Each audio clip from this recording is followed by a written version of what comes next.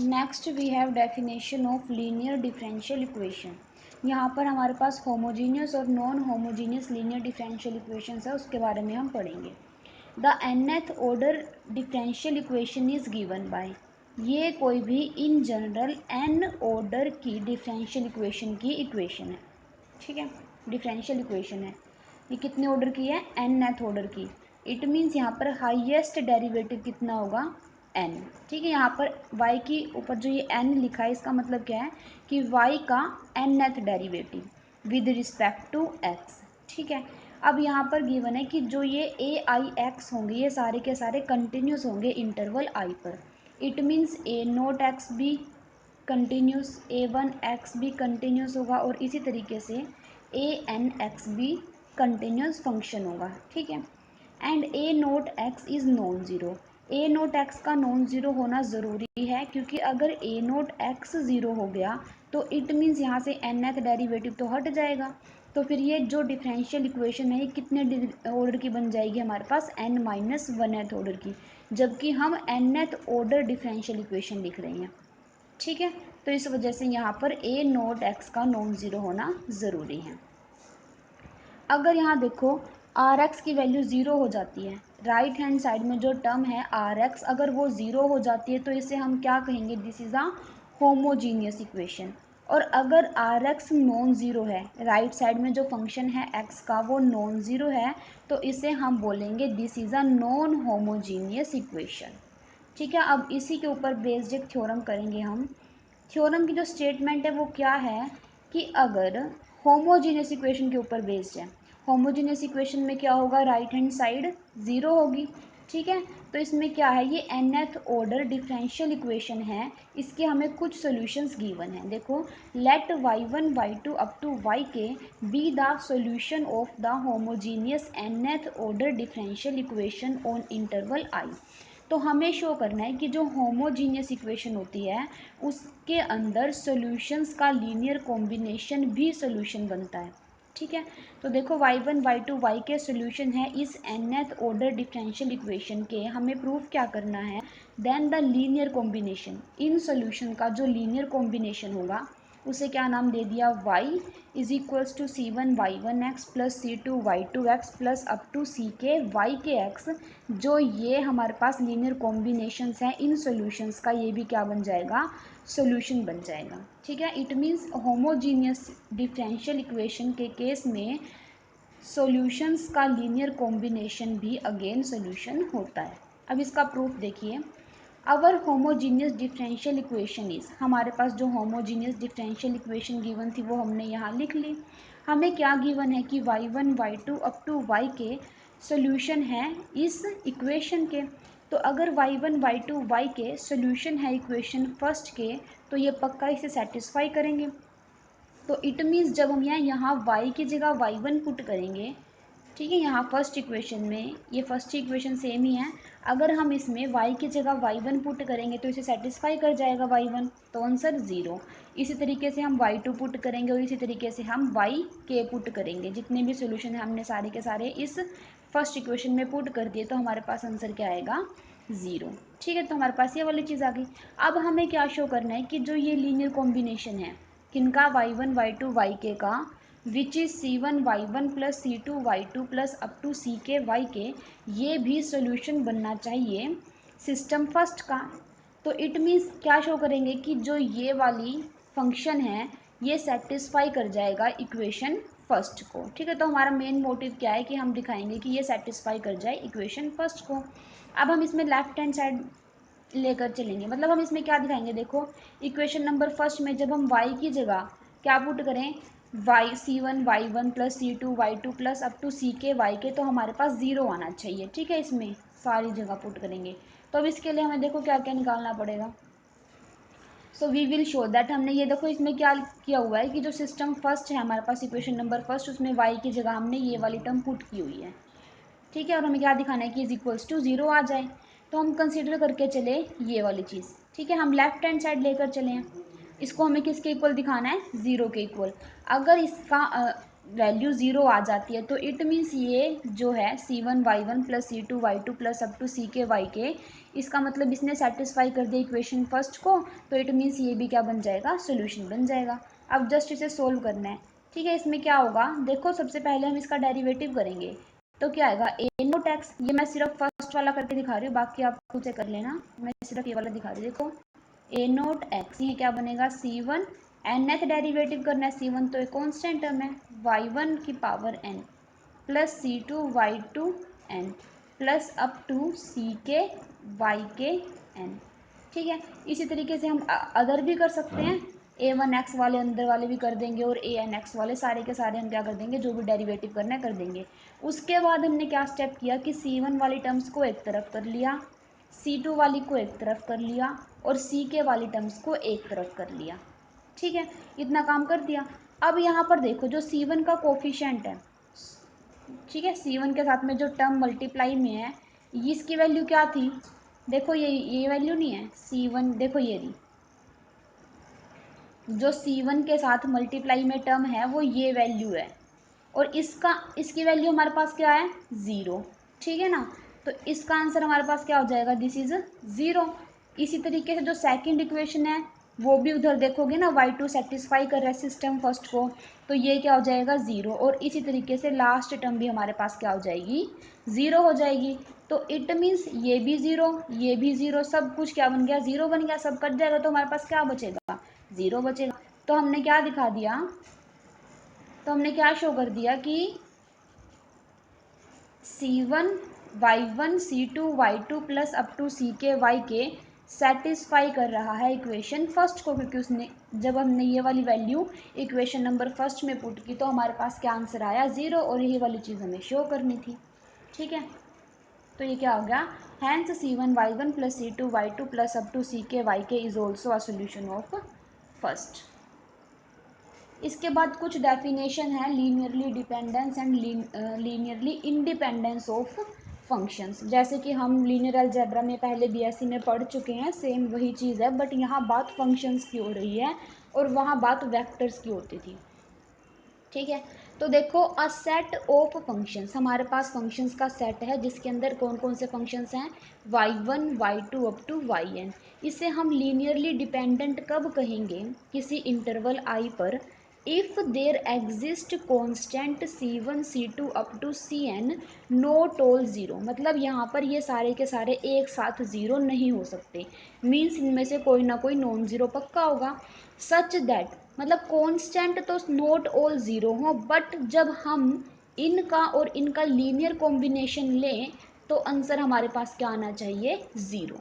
ठीक है, तो ऐसे में हम इसे फंक्शंस के सेट को क्या बोल देंगे, दिस इज लीनियरली डिपेंडेंट, जहाँ पर कांस्टेंट नॉट ऑल ज़ीरो हो। ठीक है, बट अगर ऐसे कोई कांस्टेंट मिल ही नहीं रहे कि नॉट ऑल ज़ीरो, मतलब कोई भी एक कांस्टेंट भी नॉन ज़ीरो ऐसा नहीं मिल रहा हमारे पास कि उसका लीनियर कॉम्बिनेशन इनके साथ लेने पर ज़ीरो आ जाए, तब वो लीनियरली इंडिपेंडेंट हो जाते हैं, जहाँ पर सारे के सारे कांस्टेंट की वैल्यू ज़ीरो हो जाए। ठीक है, तो देखो a set of function y1 y2 up to yn is called linearly independent. Linearly independent on interval i कब, if the only constant for which this linear combination is zero is equals to C1 C2 up to Cn is equals to zero. Means हमारे पास कोई भी ऐसे C1 C2 Cn non zero exist करे ही ना कि इनका लीनियर कॉम्बिनेशन ज़ीरो बन जाए, मतलब सिर्फ ज़ीरो ही हो और अदर कोई चॉइस है ही नहीं इसके पास। ठीक है,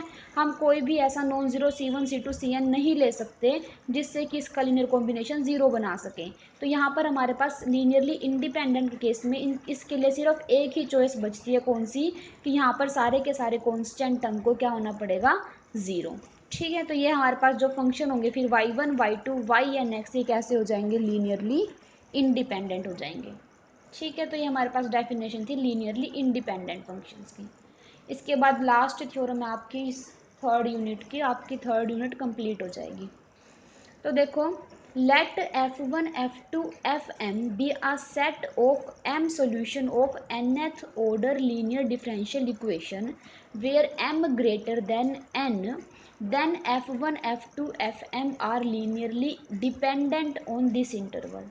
अब इसका मतलब क्या है, इसने बोला है कि अगर हमारे पास nth ऑर्डर डिफरेंशियल इक्वेशन है और जो सेट है, मतलब देखो nth ऑर्डर डिफरेंशियल इक्वेशन है तो इसके पास कितने सोल्यूशन होंगे, ऑब्वियस सी बात है n सोल्यूशन होंगे।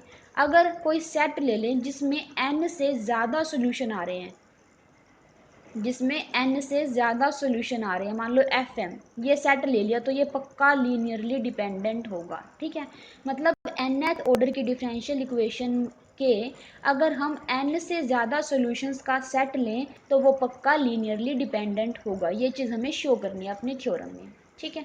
तो थ्योरम का प्रूफ देखो, given that f1 f2 fm are m solution of nth order equation. First हमें ये गिवन है कि ये सोल्यूशन है इस nth ऑर्डर डिफरेंशियल इक्वेशन के। लेट कर लिया टी नोट कोई भी पॉइंट है इंटरवल का, और consider the following system of n homogeneous linear algebraic equation in m unknowns. This, ये आपको कंसीडर करके चलना है। ये हमने सिस्टम कंसीडर कर लिया इक्वेशंस का। कितनी इक्वेशंस है हमारे पास, देखो टोटल इक्वेशन कितनी है n इक्वेशंस हैं, और अननोन्स कितने हैं f k1 k2 km, तो m अननोन्स हैं, ठीक है। यहाँ पर अननोन्स ज़्यादा हैं क्योंकि हमें स्टेटमेंट में गिवन है ना कि m ग्रेटर देन n। तो हमने ये सिस्टम सेकंड खुद से कंसिडर कर लिया जहाँ पर अननोन्स तो ज़्यादा हैं और इक्वेशन क्या है, कम है, ठीक है। और हमें पता है कि अगर a x is equals to 0 कोई भी सिस्टम है जहाँ पर अननोन्स ज़्यादा हो और इक्वेशंस कम हो, ठीक है, तो हमारे पास उसका नॉन ट्रिवियल सोल्यूशन एग्जिस्ट करता है। ये वाली चीज़ हम लीनियर अलजेब्रा में पहले पढ़ चुके हैं।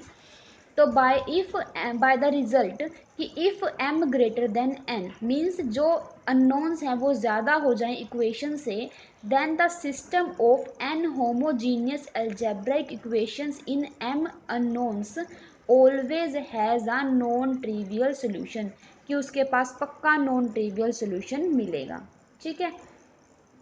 तो ये भी कुछ ऐसा ही बन रहा है ना। देखो इसको हम कैसे लिख सकते हैं, अगर हम इसकी मैट्रिक्स बनाने लगे तो f1 f2 fm, नेक्स्ट में f1 dash f2 dash fm dash, इसी तरीके से जो लास्ट में आएगा f1 n minus one, f2 n minus one, fm n minus one. ये तो बन जाएगी मैट्रिक्स, मान लो इसको a नाम दे देंगे। और जो हमारे पास x वेरिएबल्स अननोन्स का बनेगी वो क्या बनेगी, k1 k2 up to km, ठीक है। तो हमारे पास कुछ इस तरीके से बनेगी। तो इस सॉल्यूशन, इसके जो सॉल्यूशन की बात कर रहे हैं हम, उसकी बात कर रहे हैं कि जो इस मैट्रिक्स के पास पक्का नॉन ट्रिवियल सॉल्यूशन होगा। ये मैंने इक्वेशन, ये सिस्टम जो सेकंड है ना उसी को मैट्रिक्स फॉर्म में लिखा है। तो देखो इस रिजल्ट से क्या हो जाएगा, this system has a solution, तो इसके पास सोल्यूशन मिलेगा। हमने मान लिया वो सोल्यूशन क्या है, k1। सोल्यूशन क्या होता है, वेरिएबल्स अननोन की वैल्यू। तो यहाँ पर अननोन कौन है, k1 k2 km, तो इनकी वैल्यू हमें मिल जाएगी। k1 is equals to c1, k2 is equals to c2, km is equals to cm where c1 c2 cm are not all zero. अब ये नॉट ऑल जीरो क्यों है, क्योंकि हमारे पास जो सोल्यूशन एग्जिस्ट किया था वो नॉन ट्रिवियल सोल्यूशन है। अगर जीरो सोल्यूशन होता तो उसे हम क्या बोलते हैं, ट्रिवियल सोल्यूशन। बट यहाँ पर कैसे सोल्यूशन की बात हो रही है, नॉन ट्रिवियल, तो इट मीन्स जो सोल्यूशन होगा वो नॉन जीरो होगा। Solution means k1 k2 km की वैल्यू जो c1 c2 cm है वो है, और it means c1 c2 cm not all zero होंगे, ठीक है। अब देखो now consider the following function f defined by. अब हमने ये फंक्शन f डिफाइन कर लिया खुद से, ठीक है, जो कि क्या है, एक लीनियर कॉम्बिनेशन है f1 f2 fm का। अभी हम पढ़कर आए हैं कि होमोजीनियस के केस में linear combination of solution is again a solution। तो it means, तो देखो linear combination of solution is again solution in case of homogeneous system। तो यहाँ पर जो ये है ये क्या है, linear combination ही है, तो it means f भी again क्या बन जाएगा, solution बन जाएगा इक्वेशन फर्स्ट का। अब यहाँ पर देखो क्या किया, now differentiating equation third n minus one times, equation third को n minus one time differentiate कर दिया और t की जगह t नोट पुट कर दिया। तो क्या आएगा, देखो पहले हमने इसको एज इट इज़ रखा, t नोट पुट कर दिया, just F T naught c1 F T naught plus c2 F T naught cm F M T naught, ठीक है। इसके बाद क्या करेंगे, n minus one time differentiate करना है, तो पहले इसका फर्स्ट टाइम डिफ्रेंशिएट करेंगे तो क्या आएगा नीचे, F dash C1 F1 dash plus C2 F2 dash plus up to CM FM dash. साथ में हम क्या कर रहे हैं, टी की जगह टी नोट भी पुट कर रहे हैं, तो हमारे पास यहाँ पर टी की जगह टी नोट भी आ जाएगा। इसी तरीके से करते जाएंगे, कहाँ तक करेंगे, n-1 टाइम्स तक। तो हमने इसका लास्ट में n-1 टाइम तक डिफ्रेंशिएशन कर दिया। ठीक है, अब यहाँ पर देखो जो राइट मेंबर है किसके, इस सिस्टम फोर्थ के, वो लेफ्ट मेंबर है सिस्टम सेकंड के। जस्ट सी आई की जगह वहाँ के आई है। ठीक है, देखिए इसमें देखो सेम देखोगे ना आप, जो देखो ये हमारे पास वही तो चीज़ है जो हम सिस्टम फोर्थ के राइट साइड में चल रहा था, बट वहाँ पर C1 थे, C1 C2 CM थे, और यहाँ पर क्या है, K1 K2 KM है। ठीक है, और ये वाली इनकी वैल्यू क्या है, 0 0 0। ठीक है, तो इट मीन्स हमारे पास यहाँ से इसकी वैल्यू क्या हो जाएगी, 0, इसकी वैल्यू भी 0। ये सिस्टम सेकंड से पता चला है हमें। ठीक है, और यहाँ से इसकी वैल्यू भी क्या हो जाएगी, 0। तो इट मीन्स हमारे पास F T naught 0, F dash T naught 0, FN-1 T naught 0। तो हमारे पास ये सारे के सारी चीज़ें क्या आ जाएंगी, 0 आ जाएंगी। ठीक है, तो यहाँ से अगर ये सारी की सारी चीज़ें 0 हैं, तो by uniqueness theorem function F T क्या हो जाएगा, 0 हो जाएगा। ठीक है, function F of T is equals to 0। अब एफ ऑफ टी हमारे पास क्या था, जो हमने लेट किया था एफ ऑफ टी, ये देखो F T is equals to C1 F1 T plus C2 F2 T, ये हमारे पास क्या बन गया, 0 बन गया। तो जहाँ पर इसको हटा दें, अब हम देखो इस सिर्फ इसको देखो, C1 F1 T plus C2 F2 T plus up to CM FM T is equals to 0, where हमें पता है जो C1 C2 CM है आर नोट ऑल 0, क्योंकि हमारे पास नॉन ट्रिवियल सोल्यूशन एग्जिस्ट किया था ना, तो हमने ये देखा था C1 C2 CM are note all 0। तो इट मीन्स ये किसकी डेफिनेशन बन गई, लीनियरली डिपेंडेंट की। तो यहाँ पर C1 C2 CM क्या है, नोट ऑल 0।